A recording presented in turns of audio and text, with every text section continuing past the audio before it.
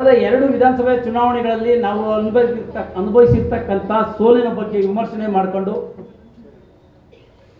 ಹಾಗೇನೆ ಮುಂದೆ ನಮ್ಮ ಪಕ್ಷವನ್ನು ಯಾವ ರೀತಿ ನಾವು ಸಂಘಟನೆ ಮಾಡಬೇಕು ಇದ್ರ ಬಗ್ಗೆ ಸಮಾಲೋಚನೆ ಮಾಡತಕ್ಕಂಥದ್ದು ಒಂದು ಭಾಗ. ಆದರೆ ಎರಡನೇ ಭಾಗ ಈ 4 ವಾರ್ಡ್ಗಳ ಅಧ್ಯಕ್ಷರುಗಳನ್ನು ಮಾಡ್ತಕ್ಕಂಥದ್ದು ಮತ್ತು ಅದೇ ರೀತಿ ಹೋಬಳಿ ಮಟ್ಟದಲ್ಲಿ ಹೋಬಳಿ ಅಧ್ಯಕ್ಷರುಗಳನ್ನು ಮಾಡ್ತಕ್ಕಂಥದ್ದು, ಪದಾಧಿಕಾರಿಗಳನ್ನ ನೇಮಕ ಮಾಡ್ಕೊಳ್ತಕ್ಕಂಥದ್ದು ಈ ಒಂದು ಕಾರ್ಯಕ್ರಮದ ಒಂದು ಮುಖ್ಯ ಭಾಗವಾಗಿದೆ. ಅದೇ ರೀತಿ ನಾವೆಲ್ಲ JDSನ ಕಾರ್ಯಕರ್ತರುಗಳು ನಮ್ಮಲ್ಲಿ ಏನಪ್ಪ ಆಗಿದೆ ಅಂತ ಹೇಳಿದ್ರೆ, ನಮ್ಮನ್ನು ನಾವೇ ವೀಕ್ ಅನ್ಕೊಂಡ್ಬಿಟ್ಟಿದ್ದೀವಿ. ನಿಜವಾಗ್ಲೂ ನಾವು ಯಾರೂ ವೀಕ್ ಇಲ್ಲ. ಇಲ್ಲಿರ್ತಕ್ಕಂಥ ಒಬ್ಬೊಬ್ಬ ಕಾರ್ಯಕರ್ತರು ಕೂಡ ಒಂದೊಂದು ಆಟಂ ಬಾಂಬ್ ಇದ್ದಂಗೆ. ನಾವು ಇಲ್ಲಿರ್ತಕ್ಕಂಥವ್ರು ನಾವೇನು ಮಾಡ್ತಾಯಿದ್ದೀವಿ, ಭಯ ಬೀಳ್ತಾ ಇದ್ದೀವಿ. ಯಾಕೆ ಭಯ ಬೀಳ್ತಾ ಇದ್ದೀವಿ ನಮ್ಗೆ ಗೊತ್ತಿಲ್ಲ ಸರ್. ನಮಗೆ ನಾವೇ ನಾಯಕರಾಗಬೇಕು ಸರ್. ನಾಯಕರು ಯಾರು ಹುಟ್ಟಾಕಲ್ಲ ಸರ್. ನಮಗೆ ನಾವೇ ಮುಂದೆ ಬಂದರೆ ಎಲ್ಲರೂ ನಾಯಕರುಗಳೇ ಸರ್. ಇಲ್ಲಿರ್ತಕ್ಕಂಥವ್ರು ಯಾರು ಕಾರ್ಯಕರ್ತರಲ್ಲ, ಎಲ್ಲರೂ ನಾಯಕರುಗಳೇ.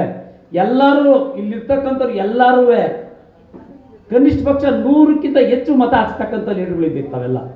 ಒಂದೊಂದು ವಾರ್ಡು ನೀವು ಮೇಂಟೈನ್ ಮಾಡ್ತಕ್ಕಂಥವ್ರು ಇದ್ದೀರಿ. ನೀವು ಗ್ರಾಮ ಪಂಚಾಯತಿ ಸದಸ್ಯರುಗಳಿದ್ದೀವಿ,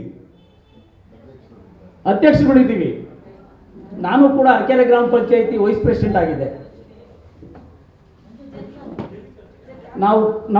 ನಾವೇನು ಮಾಡಬೇಕಾಗಿದೆ, ನಾವು ಇರ್ತಕ್ಕಂಥ ವಾರ್ಡ್ಗಳಲ್ಲಿ, ನಾವಿರ್ತಕ್ಕಂಥ ಗ್ರಾಮಗಳಲ್ಲಿ ನಾವು ಮೊದಲಿಗೆ ಸಂಘಟನೆ ಮಾಡ್ಕೊಂಡ್ರೆ, ನಮ್ಮಲ್ಲಿರ್ತಕ್ಕಂಥ ಕಾರ್ಯಕರ್ತರುಗಳನ್ನ ನಾವು ಉಳಿಸ್ಕೊಳ್ಳೋಂಥ ಪ್ರಯತ್ನ ಮಾಡಿದ್ರೆ ಯಾವುದೇ ಕಾರಣಕ್ಕೂ ನಮಗೇನು ಗೆಲುವೇನು ನಮಗೇನು ತೊಂದರೆ ಆಗೋದಿಲ್ಲ. ನಾವೇನು ಮಾಡ್ತಾ ಇದ್ದೀವಿ, ಅಯ್ಯೋ ನಾನು ಇರೋನು ಒಬ್ಬನಪ್ಪ, ಅವ್ರು ಅಷ್ಟು ಜನ ಇದ್ದಾರೆ, ಭಯ ಯಾಕೆ? ನಾವು ಸೋತಿದ್ದೀವಿ, ಭಯ ಬೇಡ. ನಮ್ಮಲ್ಲಿ ಭಯ ಅನ್ನೋದು ಹೋಯ್ತು ಅಂದರೆ ಆಟೋಮೆಟಿಕ್ಲಿ ನಾವು ಏನೇ ಬಂದರೂ ಫೇಸ್ ಮಾಡ್ಬೋದು. ನಮಗೆ ಒಳ್ಳೊಳ್ಳೆ ಅಧ್ಯಕ್ಷರುಗಳಿದ್ದಾರೆ, ನಮ್ಮ SP ಸಾಹೇಬರಿದ್ದಾರೆ, ಯಾವುದೇ ಪೊಲೀಸು ಇನ್ನೊಂದಾದರೆ ನಾನು ಕಂಡಂಥದ್ದು ನನ್ನ ಮೇಲೆ 4 ಅಟ್ರಾಸಿಟಿ ಕೇಸ್ ಹಾಕಿದೆ. 4 ಬೇರೆ ಯಾರನ್ನಾಗಿದ್ದರೆ ಪಕ್ಷ ಬಿಟ್ಬಿಟ್ಟು ಅವ್ರ ಜೊತೆ ಓಡೋಗ್ಬಿಡ್ತಾ ಇದ್ವಿ. ಅಂಥ ಸಂದರ್ಭದಲ್ಲಿ ಕೂಡ ನಮ್ಮ ನಿವೃತ್ತ SP ಸಾಹೇಬರು ಆ ಸ್ಟೇಷನ್ಗಳು ಬಂದು ನಮ್ಮ ಪರವಾಗಿ ಮಾತನಾಡಿ ನನ್ನ ಮೇಲಿರ್ತಕ್ಕಂಥ ಕೇಸ್ಗಳನ್ನ, ಅಂದರೆ ನಾನು ಏನು ತಪ್ಪು ಮಾಡಲಿಲ್ಲ, ಉದ್ದೇಶಪೂರ್ವಕವಾಗಿ ನನ್ನ ಮೇಲೆ ಕೇಸ್ ಮಾಡಿಸಿದ್ರು, ಅಂಥದ್ರಲ್ಲಿ ಸಹಾಯ ಮಾಡೋದು. ನಾವು ಕೂಡ ಅಂಥ ಕೇಸ್ಗಳನ್ನೆಲ್ಲ ಫೇಸ್ ಮಾಡ್ಕೊಂಡು ಈ ಪಕ್ಷಕ್ಕಾಗಿ ಹೋರಾಟ ಮಾಡ್ತಾ ಇದ್ದೀವಿ ಅಂದರೆ ಇಂಥ ಲೀಡರ್ಗಳಿಂದ ಅಂಥವ್ರು ನಾವು ಬೆಳೆಸ್ಕೊಳ್ಳೋಣ.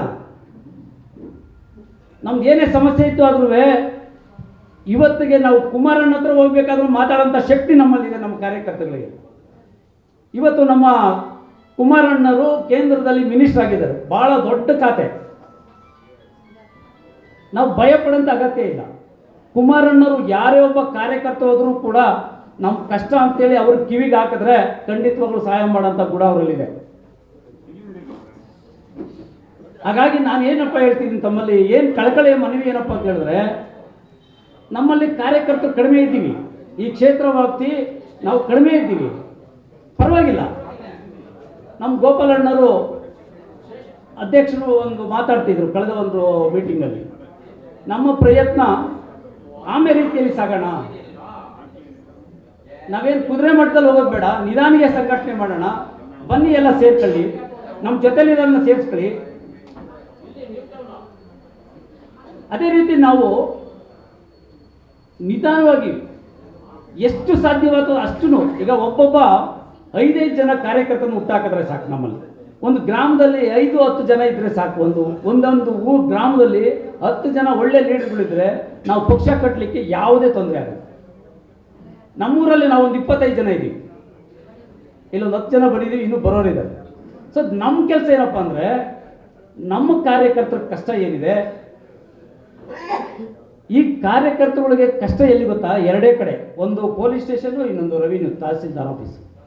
2 ಕಡೆ ರಕ್ಷಣೆ ಮಾಡಿದ್ರೆ ನಮ್ಮ ಕಾರ್ಯಕರ್ತರು ಯಾರು ಸೈಟ್ ಕೊಡಿ ಅಂತ ಕೇಳಲ್ಲ, ಯಾರು ನಮ್ಗೆ ಆಸ್ತಿ ಮಾಡಿಕೊಡಿ ಅಂತ ಕೇಳಲ್ಲ. ನಮ್ಮವ್ರು ಯಾರು ರಿಯಲ್ ಎಸ್ಟೇಟ್ ಮಾಡೋರಿಲ್ಲ, ಇಲ್ಲಿ ರಿಯಲ್ ಎಸ್ಟೇಟ್ ದಂಧೆ ಮಾಡೋಂಥವ್ರು ಇಲ್ಲ. ನಮ್ಮಲ್ಲಿ ಯಾರಿಗೂ ಕಷ್ಟ ಇಲ್ಲ. ನಮ್ಗಾಗ್ತಕ್ಕಂಥ ದೌರ್ಜನ್ಯಗಳ ಬಗ್ಗೆ ಹೋರಾಟ ಮಾಡಲಿಕ್ಕೆ ಧ್ವನಿಯಾಗಿದ್ದರೆ ನಮ್ಮ ಕಾರ್ಯಕರ್ತರು ಆಟೋಮೆಟಿಕ್ಲಿ ಮುಂದೆ ಬರ್ತಾರೆ. ನಾನು ನಿಮ್ಮಲ್ಲಿ ಕೈ ಮುಗಿದು ಕೇಳ್ಕೊಳ್ಳೋದು ಇಷ್ಟೇ, ಯಾರಿಗೂ ಅಂಜಿಕೆ ಬೇಡ. ನಾವೆಲ್ಲ ಬಲಿಷ್ಠವಾಗಿದ್ದೀವಿ. ಕಾನೂನು ತಿಳಿದಂಥವ್ರು ಇದ್ದಾರೆ.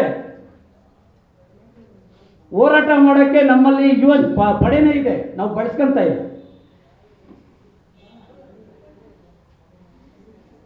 ನಮ್ಮ ಪ್ರವೀಣ್ರವರು ಹಿಂದೆ ಅಧ್ಯಕ್ಷರಾಗಿದ್ದು, ಯುವಘಟಕದ ಅಧ್ಯಕ್ಷರು, ಅವರು ಕೂಡ ಭಾಳ ಹೋರಾಟ ಮಾಡಿದಂಥವ್ರು.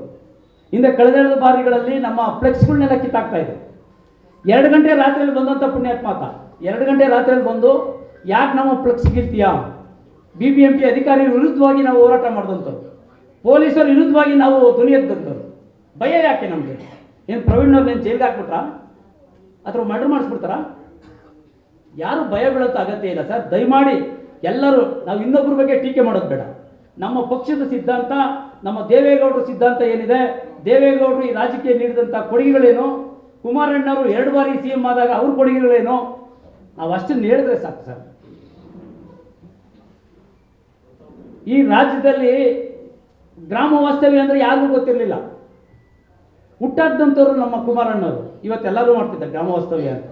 ಅದು ಅರ್ಧ ಬರ್ಧ, ಎಲ್ಲೋ ಹೋಗ್ತಾರೆ ಬರ್ತಾರೆ. ಇಂಥ ಮಹಾನ್ ನಾಯಕಗಳು ನಮ್ಮ ಜೊತೆಲಿ ಇರಬೇಕಾದ್ರೆ ನಮಗೆ ಸಂಘಟನೆ ಮಾಡೋದಕ್ಕೆ ಯಾವುದೇ ಕಷ್ಟ ಆಗೋದಿಲ್ಲ ಅಂತ ನನ್ನ ಭಾವನೆ. ದಯಮಾಡಿ ತಮ್ಮೆಲ್ಲರಿಗೂ, ಇನ್ನೂ ದೊಡ್ಡವರಿದ್ದಾರೆ, ಕಾರ್ಯಕ್ರಮ ಇನ್ನೇನು ಸ್ಟಾರ್ಟ್ ಆಗ್ತದೆ, ತಾವೆಲ್ಲರೂ ಏನು ಇಲ್ಲಿ ಕಾರ್ಯಕರ್ತರು ಸೇರಿದ್ದೀರಿ, ಎಲ್ಲರೂ ಒಂದೇ ಮನಸ್ಸಿನಿಂದ ಈ ಪಕ್ಷವನ್ನು ನಾವು ಕಟ್ಟಬೇಕು ಅಂತೇಳಿ ದೃಢ ನಿರ್ಧಾರ ಮಾಡಿದ್ದೇ ಆಯಿತು ಅಂದರೆ ನಾವು ಖಂಡಿತ ಮುಂದಿನ ಚುನಾವಣೆಯಲ್ಲಿ ಅಧಿಕಾರ ಹಿಡಿತೀವಿ. ಆದರೂ ಕೂಡ ಇವತ್ತು ಅಂಗಪಕ್ಷವಾಗಿ ನಾವು BJP ಜೊತೆಯಲ್ಲಿ ನಮ್ಮ ಏನು ಹಿರಿಕರು ಹೊಂದಾಣಿಕೆ ಮಾಡ್ಕೊಂಡಿದ್ದಾರೆ. ಮೊನ್ನೆ ಒಂದು ಕಾರ್ಯಕ್ರಮದಲ್ಲಿ ಅಮಿತ್ ಶಾ ಅವರೇ ಏನೋ ಹೇಳ್ತಾರಲ್ಲ, ಈ ನುಡಿಯೋದು ಶುಭ ನುಡಿದಂಗೆ, ಅಮಿತ್ ಶಾನವರೇ ಈ ರಾಜ್ಯದ ಮುಖ್ಯಮಂತ್ರಿಯಾಗಿ ಮುಂದಿನ 28ನೇ ಸಾಲಿನಲ್ಲಿ ಕುಮಾರಣ್ಣವರು CM ಆಗೋದ್ರಲ್ಲಿ ಯಾವುದೇ ಡೌಟ್ ಬೇಡ ನಿಮಗೆ ಅಂತ ಹೇಳಿದ್ದಾರೆ. ಅದಕ್ಕಿಂತ ನಮಗೆ ಇನ್ನೇನು ಬೇಕು? ಮುಂದಿನ ಚುನಾವಣೆಯಲ್ಲಿ ನಾವು 100% ನಾವು ಗೆಲ್ತೀವಿ. ಈ ರಾಜ್ಯವನ್ನು ನಮ್ಮ JDS ಪಕ್ಷ ಆಳೇ ಆಳ್ತದೆ ಅಂತಕ್ಕಂಥ ದೃಢ ಸಂಕಲ್ಪದಿಂದ ನಾವೆಲ್ಲ ಸಂಘಟನೆ ಮಾಡೋಣ. ನಾನು ಹೆಚ್ಚಿಗೆ ನಾನೊಂಥರ ಹುಚ್ಚ ಇದ್ದಂಗೆ ಮಾತಾಡ್ತಾ ಇದ್ದೀನಿ. ತುಂಬ ದೊಡ್ಡವರಿದ್ದಾರೆ ಇಲ್ಲಿ. ನನಗೊಂದೆರಡು ಮಾತನಾಡಲು ಅವಕಾಶ ಮಾಡಿಕೊಟ್ಟಂಥ ನಮ್ಮ ಅಧ್ಯಕ್ಷರು, ನಮ್ಮ JDSನ ಎಲ್ಲ ಪದಾಧಿಕಾರಿಗಳಿಗೆ ಹೊಂದಿಸಿ, ಹಾಗೆಯೇ ಕ್ಷಮೆ ಇರಲಿ, ನಮ್ಮ ಮಹಿಳಾ ಅಧ್ಯಕ್ಷರು ಅವರು ಕೂಡ ಹೊಸಬರು ಬಂದಿದ್ದಾರೆ.